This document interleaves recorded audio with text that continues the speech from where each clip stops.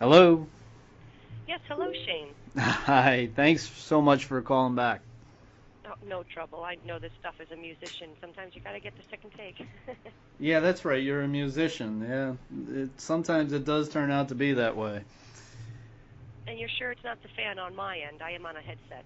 No, I don't believe it's the fan. I think we really we weren't planning on doing this.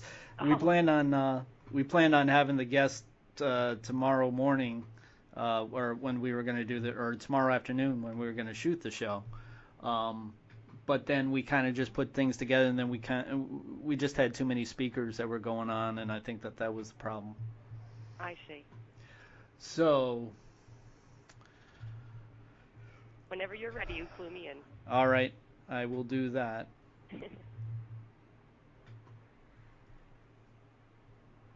You're all set. Okay. All right. So, um, in regards to mold awareness, we're talking to Spring. Um, Spring, I've had some. I don't know. I've had some experience with mold. Very limited. I've done some restoration work in Tennessee, as well as volunteered here in upstate New York in a town called Schoharie. Um, in Tennessee, it was actually a fire that was in a very large building, and then there was quite extensive water damage. So we had to, um, you know, take care of the mold situation at that time that occurred afterwards.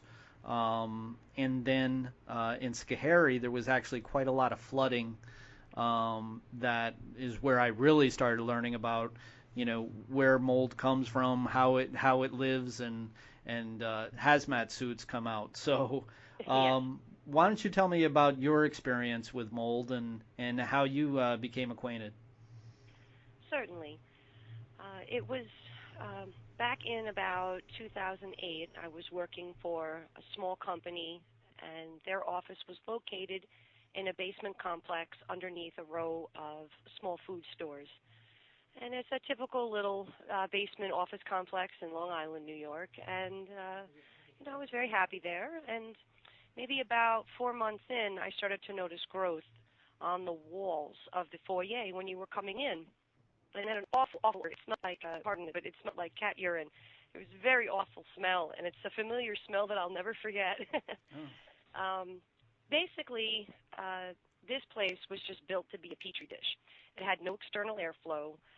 The HVAC system was not very adequate for the size of the room that was actually, being hosted there for little small office spaces.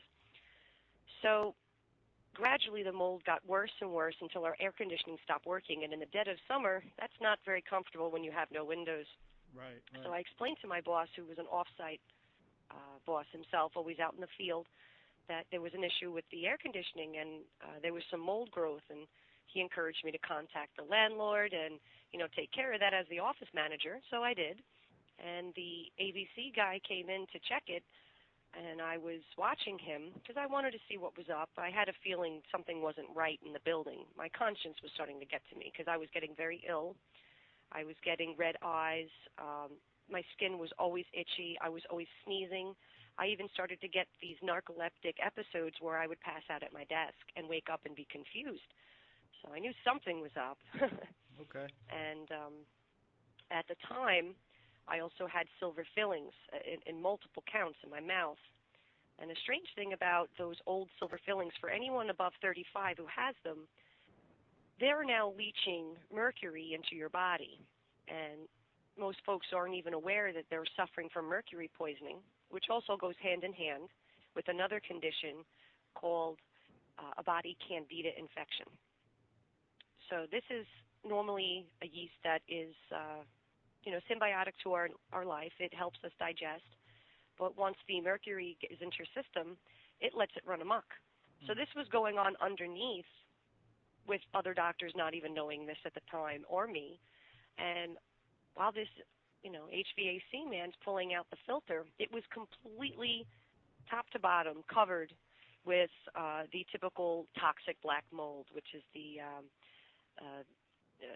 I always have trouble pronouncing this Latin. Do pardon me, but the Stachy, the Stachybotrys mold, Okay. which produces a toxin which is probably one of the worst. It was also known very well in the 70s with Agent Orange and the toxic T2. It's a mycotoxin, and it's called trichothecene. It's very, very, very, very poisonous and hazardous to human health, and the lethal dosage is about 20 parts per billion. Mm-hmm. So given that little backstory, the gentleman pulls out the filter and was in such disgust, he basically dropped it and ran. And I stopped him before he left, and I said, "What's wrong?" He goes, "This entire place is infested. It's dangerous. You need to get out." And at that point, I realized what it was that was making me sick. So fast forward maybe about 8 months, I'm doing very poorly, and other people in the building are getting sick as well. They're going to the hospital. No one can tell them what's wrong with them. They're giving, tons and tons of synthetic pills that don't really do anything except make you more sick. And I finally was able to get online, and I found a couple of local groups on Facebook that started educating me about mold. And it was kind of the Wild West back then. A lot of people weren't outspoken about it and didn't have a lot of info. But I posted a lot of things in the office and warned people. A lot of them left. And the mold kept coming back, and no matter how many times they came in with awful treatments that don't work, like bleach or peroxide, the mold just got literally more angry and pushed on and grew more colonies. And it wasn't just one type of mold. It was cladosporium, it was fumicarium, it was penicillium. It was all of them together with the stachy, and basically they were at a war, and we were all just pawns in their way. 3-ply sheetrock, all of them constantly just rebuilt over, and the mold spores were growing underneath. Had 2 construction workers come in at about 10 months in, and at this point I was very ill. I had motor function issues. I had permanently red eyes. I had black rings under my eyes. I started losing an alarming amount of weight. I had red spider mark veins all over my arms and my chest. I had boils. I had narcoleptic episodes. I would have seizures. So this gentleman is in ripping off pieces of drywall from my office, and it was so awful. I felt like an elephant was sitting on my chest. I couldn't breathe. And he had just a little mask on, and it took him maybe about 10 minutes until he ran out of there screaming himself. And he, yet again, said, "Never coming back." Mm. So by the time about, 15 months exposure, I had called my boss in, and I had said to him, "You need to come down, and you need to see what's going on. You need to see what's happening to me and the rest of the people in this building. It's murder. It's awful." So finally my off-site boss came. He was in tears looking at me. He's like, "This is awful." He goes, "Why didn't you get me in here sooner?" Which is, common for most humans. They're always on the go and moving, and they don't consider really what's going on. Mm. So luckily for him and his family, they moved out, but for me it was too late. I had to actually take about a year or 2 off for disability, and through the help, thankfully, I went through about 38 doctors. All of them told me that I was either going to die, I was crazy, there was nothing wrong with me, I had a skin infection, I had food allergies, everything you can think of. And then eventually, by the latter end of the doctors, I started asking more questions and getting more angry. I started learning it was mold, and I said, "Why can't you treat me for mold poisoning? Why is it that, all these doctors I see can't treat me?" And they said flat out that we're not taught it in medical school, and we'll lose our license if we put on paper that we treated you for it. There's nothing we could do for you. You need to see a toxicologist. So it's a specialist that needs to be actually treating. Is that correct? Yes. Only if you actually tell a doctor physically that you're suffering from mold poisoning, mm-hmm. Any regular doctor will not be permitted to treat you, or they'll lose their license from the medical community, and they could only, steer you towards a toxicologist. It's a lot of red tape. A lot of folks suffer from this, and I hear it constantly in the group I host online, and my heart breaks for them. And it took me 38 doctors. I even tried suing. That didn't work. But it came down to finding one toxicologist that really had a conscience. And through him, I learned also, how to treat mold in the home, how to go to an alkaline diet. And through his education, I sought out a homeopathic doctor while during my disability to help me arrange a diet that could protect me and rebuild my immune system and my detoxification system. Because mycotoxins, once absorbed into the body, whether you're, with a good immune system or a bad, they will still have an effect upon you. And, they're very similar to the toxin that you would find in a snake, a jellyfish, or a scorpion.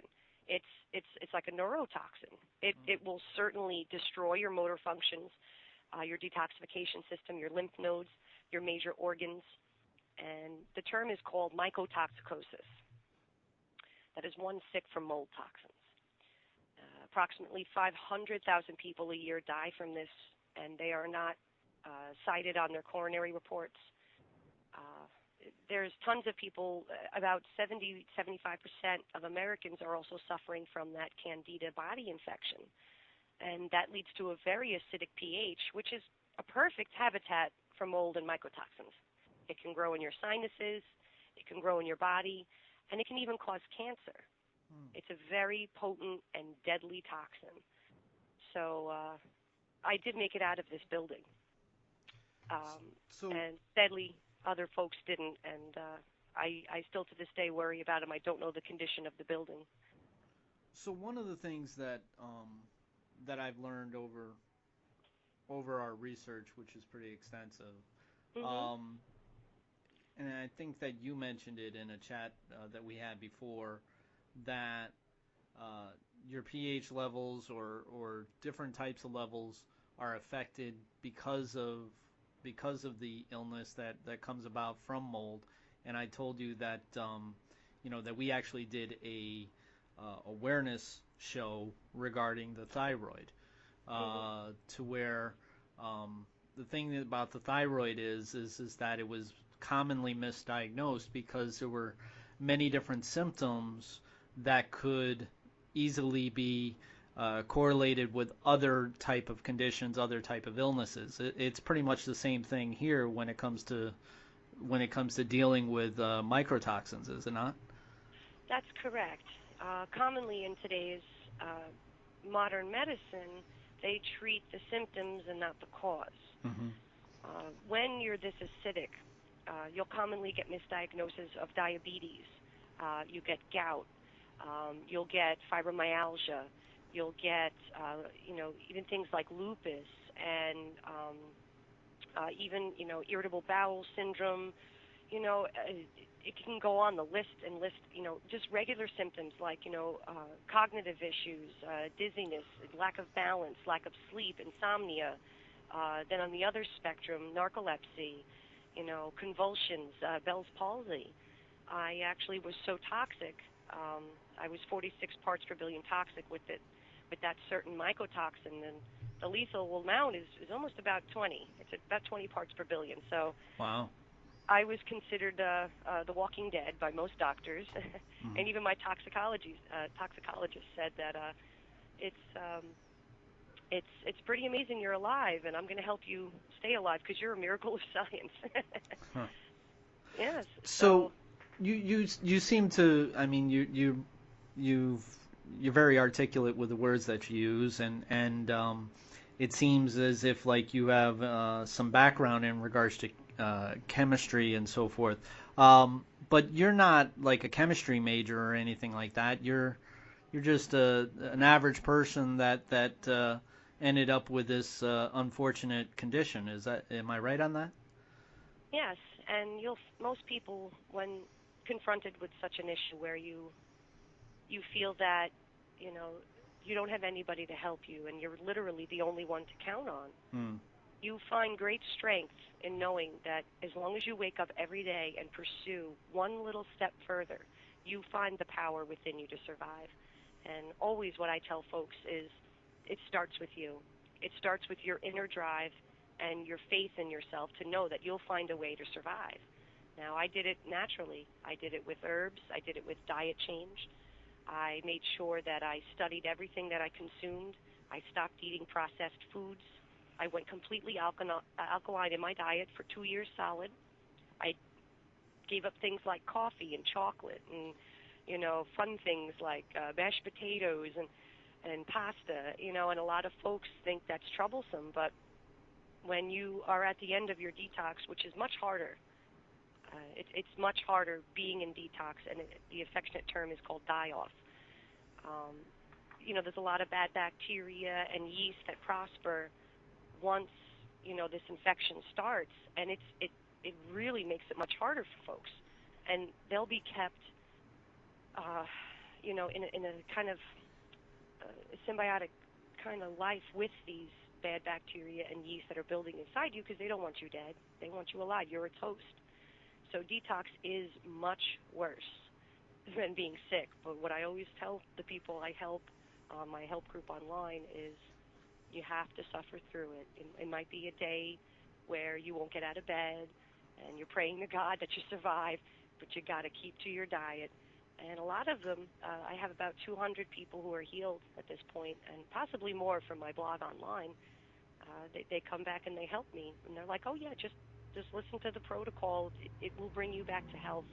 And it gives you so many more things because you see the toxins in your world, you see the food we're consuming, the products we use on our body, and it really kind of becomes the title I gave my group and my site, which is Divinely Toxic.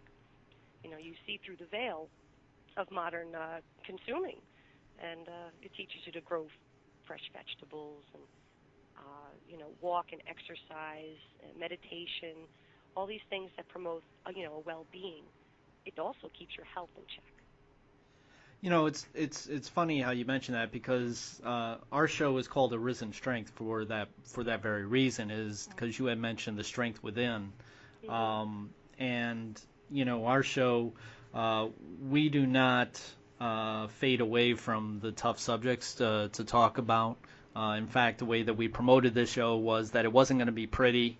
It wasn't going to be something that was going to be captivating around the dinner table or anything like that, but it still needed to have awareness brought to it, not only for those who are dealing with it, suffering with it, struggling, challenged, whatever word you want to use, but also those who aren't, and hopefully that they'll be able to get some awareness to it and they'll be able to help down the road.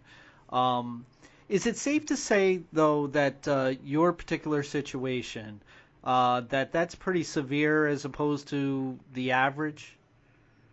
Well, my condition was severe due to, as I spoke, a couple of other conditions that were, commonly occurring. But what makes it so scary is that most people are suffering from these conditions, and it can happen at the, couple of months, just a heavy contamination of even one type of mold. It can live in walls unseen for months, if not years, and it's actually more common than a lot of people think. It's Wow. allergies are not allergies. A lot of folks think, oh, I'm sneezing, but most of the time it's because of mold. Mold is everywhere. You can't avoid it, Hmm. but living healthy is the way to prevent any sickness from any toxin. And once you have an improper diet, if you drink a lot or you smoke a lot or you eat a lot of processed foods, all of this can be your future. And that's what's so scary. And like we discussed earlier, it will be diagnosed as another condition. And commonly it will, like I said, over 500,000 people a year die from this disease. And it's always misdiagnosed. Mm. So that's where I always want to bring awareness to folks. I'm like, it will affect your children's immune system or the elderly. And it can be in walls unseen, but you can smell it. It all starts with leaks. If there's a leak Okay. in the house and the moisture is allowed to build up, that can create just a colony simply by the air blowing in, particles from outside. Hmm. And once the colony grows, they do have roots. They are a living species, as they're not like a plant. A lot of folks think mold is a plant, but it's actually a living, breathing organism. Right. And due to this, it will retaliate if you try to remove it. Hmm. It needs to survive itself, and the mycotoxins that it produces have two parts. It will digest the product it's eating, like drywall or wood or carpeting, and it produces this mycotoxin also to defend against other invading species and Uh, anything that's trying to harm it. So the colony thinks, kind of like an ant colony. And mycotoxins are basically just the same as a stinger from a snake or a jellyfish or a scorpion. It's a neurotoxin that will cause severe damage. And yeah, anybody can get sick from it. And it just takes an improper diet, which most folks suffer from today, and just a couple of months of exposure. Now I noticed that there's like on different like home improvement networks and so forth. They have a lot of uh, people who do construction and house building and home improvements, and that there's a number of different times as to where they would find mold uh, in them. Um, and also, for me personally, I lived in my family's house. I used to call it, it's sort of like the wet cellar Mm. because it's quite damp. And we actually did some reconstruction with it. We actually built a room there, but it actually was too damp to where it didn't take. I know that there was mold there on the walls and so forth. How do you go about taking care of mold? Because they weren't fooling around when it came to the TV shows. They were pretty much saying that it needed a specialist to come in there and um, to do away with it. But there are situations as to where you don't necessarily have to get a specialist, right? It depends. It always depends on the size of the colony. Okay. If you just have a little bit of growth that came in through your bathroom window and a little bit of moisture occurred and you have a little growth there, that's all right. From my toxicologist and his studies, he was a Mensa level toxicologist who worked with the Vietnam vets during Agent Orange time, which we all know, actually know. A lot of folks don't know that the chemical T2 Agent Orange was derived from mycotoxins, and it Okay. was the same mycotoxin that I was sick from. Mm. So what he had found, the only relief that these gentlemen would actually, they were so toxified um, that basically the only thing that would really help them was making sure that they had a clean environment. And through him working on the mold itself, he learned that ammonia not only neutralizes the mycotoxins, and it's one of the only substances that so far can do that and make it not affectable to a human, but it kills the root system of the colony. It actually, once in the air, will pull down spores, and it also kills the spores themselves on the top of the colony. And the trick to it is if it's not large and it's a small area, you can treat it with 3% uh, non-foaming, non-scented clear ammonia, and the other 97% is just distilled water, common in supermarkets and dollar stores. Now, the good thing is it's very low cost. In the East Coast, I know there's a brand called Davidson's, and you just mix that with additional distilled water. Now, the Okay. mycology of it all is the mold and the colony are just like any other life form. They'll need moisture to live. So upon them bringing in this water, the ammonia content is so small that it ingests it, and it's toxic to it. It kills it instantaneously. Okay. Thankfully, I did my own studies in that sick building with a lot of the different colonies that were there. I realized I was already sick. I might as well just do it for science. Huh. And my toxicologist was right. Instantaneously, I watched the colony die, and it literally deflated. Now, the tricky part of it all is with remediation. It's the level of infection that matters. If the home has an entire wall and an entire ceiling covered in mold, Mm. those spores and mycotoxins are getting everywhere and on everything. There's a lot of times I've even had to recommend to some folks in my group online that They have to leave. They have to leave at least to get better. Think about, remediation later on. Go find a clean place to live in, go through the detox, get it out of your system, and come back and address the situation with the house. Your health is always the most important, and there are a lot of home tests. You could pick up a little petri dish, and you could take some dust samples, and put it in the dish to see what kinds of different molds are blowing into your home from your location. And it's not always a sign of adequate growth in your home, but the key elements to growth is leaks and water. If there's moisture, like you spoke of your basement, Right. those nowadays folks would know that that's not sanitary conditions. And you're breathing that in constantly. It'll make your immune system weak. It will leave doses of mycotoxins in your blood that will give you chronic illness, and you'll never know why. A lot of folks live with mold, and they'll never know their whole life that they were being sick from this, because mycotoxicosis comes in 3 stages. The first is commonly my allergies are bothering me. I'm a little sleepy, things like that. There's no physical signs. Okay. That can last from about 4 to 10 years, depending on the level of infection. In my case, it was rapid, and that was 18 months. So just think of it that way. That's rapid. Mm. So it's a very slow condition, and like we discussed with the doctors not being really legally allowed to even treat you for that, many folks, they're left with not a lot of options. So if your house is overly contaminated and it's to the point where you see it physically growing, there's 2 different types of mold, 3 different types, my highest recommendation is to get out.